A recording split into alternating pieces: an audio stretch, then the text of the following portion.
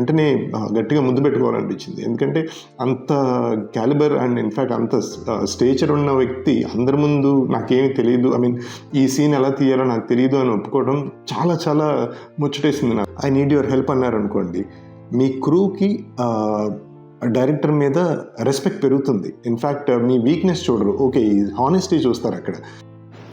Hello hormones, welcome on to this show. నా పేరు Subbu Peteti and I'm writer, director and producers in ad films, short films, feature films and even animations. ప్రస్తుతం నేను ఒక యూనివర్సిటీలో ప్రొఫెసర్గా పనిచేస్తున్నాను. I teach media and film studies. ఇవాళ ఒక ఇంట్రెస్టింగ్ టాపిక్తో మీ ముందుకు వచ్చాను. ఆ టాపిక్ ఇంట్రెస్టింగ్ అనటం కన్నా ఇది చాలా క్లిష్టమైంది, ఎస్పెషలీ స్క్రీన్ రైటర్స్ కోసం.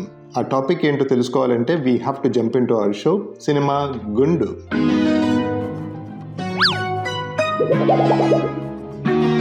వెల్, టాపిక్లోకి జంప్ అయ్యే ముందు ఇప్పటి వరకు ఈ ఛానల్కి సబ్స్క్రైబ్ చేస్తూ అండ్ కంటిన్యూస్గా ఫాలో అవుతున్న వాళ్ళందరికీ బిగ్ థ్యాంక్ యూ. బికాస్ మీరు సబ్స్క్రైబ్ చేస్తేనే ఇలాంటి వీడియోస్ నేను ఇంకా చేయగలను అండ్ మీలోంచి మంచి రైటర్స్ అండ్ డైరెక్టర్స్ని వెలికి తీయగలను.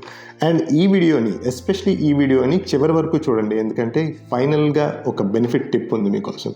సో ఇవాళ టాపిక్ వచ్చి hook in the first 3 to 5 minutes of a film అనమాట. హుక్ అంటే ఏదన్నా కట్టిపడేసే, ఆడియన్స్ని కట్టిపడేసే ఒక సన్నివేశం కానీ, ఒక విజువల్ కానీ, ఒక ఐడియా కానీ ఉంటే ఆ cinema or film or short film డెఫినెట్గా ఆడియన్స్ హుక్ అయ్యి కంటిన్యూగా చూస్తారు అనేదాన్ని హుక్ అంటారు.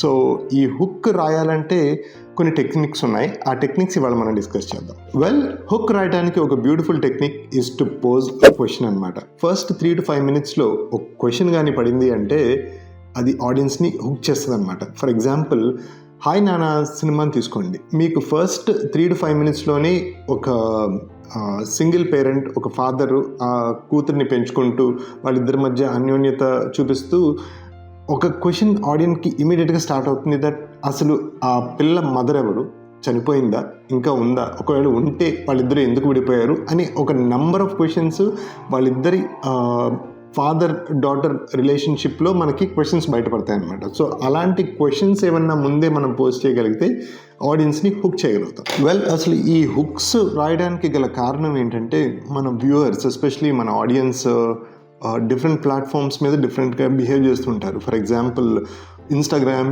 యూట్యూబ్ షార్ట్స్ మీద అటెన్షన్ స్పాన్స్ చాలా తక్కువ ఉంటాయి. ఇన్ఫ్యాక్ట్ 3 to 5 seconds మధ్యలోనే ఉంటుంది. అంటే ఫస్ట్ 2-3 secondsలో మీరు వాళ్ళని హుక్ చేయకపోతే వెంటనే స్క్రోల్ కొట్టేస్తారు. ఇన్ఫ్యాక్ట్ అది సినిమాలు, అంటే థియేటర్లో వచ్చే సినిమాలకు కూడా అప్లై అవుతుంది. ఫస్ట్ 3 to 5 minutesలో వాళ్ళని హుక్ చేయలేదనుకోండి, ఆబ్వియస్లీ నీరసపడిపోతారు. ఈ మధ్య మనం తినే ఫుడ్ బట్టి, మనం కన్జ్యూమ్ చేసే ఆ కంటెంట్ని బట్టి మనకు అసలు పేషెన్స్ మొత్తం పోయింది. సో ఆ first 3 to 5 minutes is very crucial for any story teller అని. అందుకే మనం ఈ హుక్స్ రాయటంలో కొంచెం జాగ్రత్తగా తీసుకోవాలి.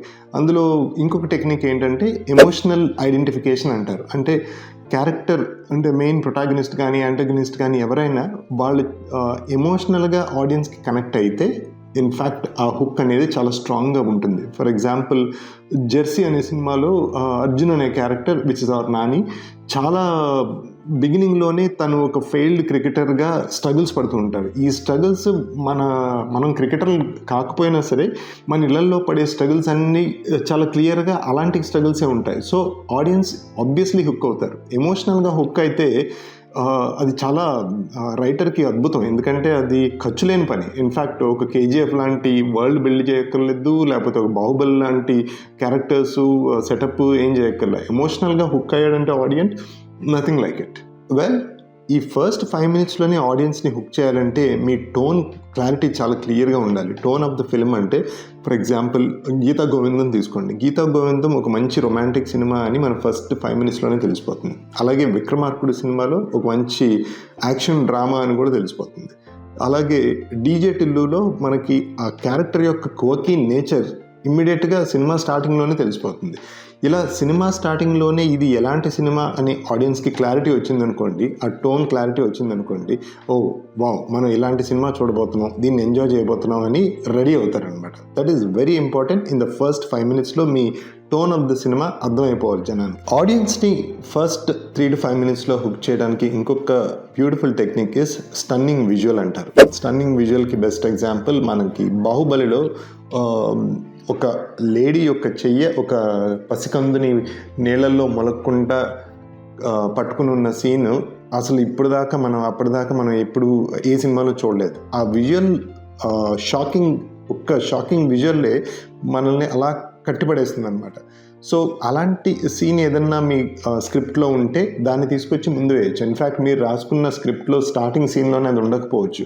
త్రూఅవుట్ ద ఫిల్మ్ మొత్తం ఎడిట్ టేబుల్ మీద చూసిన తర్వాత అరే ఈ విజువల్ని మనం స్టార్టింగ్లో పడేస్తే ఎలా ఉంటుంది అనే ఐడియా మీకు కానీ ఎస్పెషలీ మీ ఎడిటర్కి కానీ వస్తే nothing like it. So first 3 to 5 minutes some kind of visual shocking element ఉంటే very easy to catch the attention of your audience.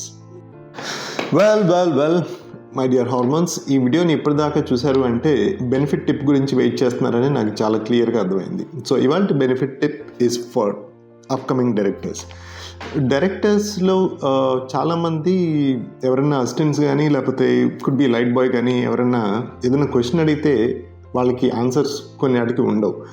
Answer తెలియకపోయినా సరే ఏదో తెలిసినట్టు నటిస్తూ ఏదేదో పిచ్చి పిచ్చి ఆన్సర్స్ ఇచ్చి అక్కడికక్కడ కవర్ చేస్తారు. లేదంటే ఇదింతే, నీకెందుకు, నీ డిపార్ట్మెంట్ కాదు కదా, ఇదింతే నేను చెప్పించేయి అని అందరి ముందు కసురుతూ ఉంటారు కొంతమంది. ఇది చాలామంది మనం అబ్జర్వ్ చేసే ఉంటాం.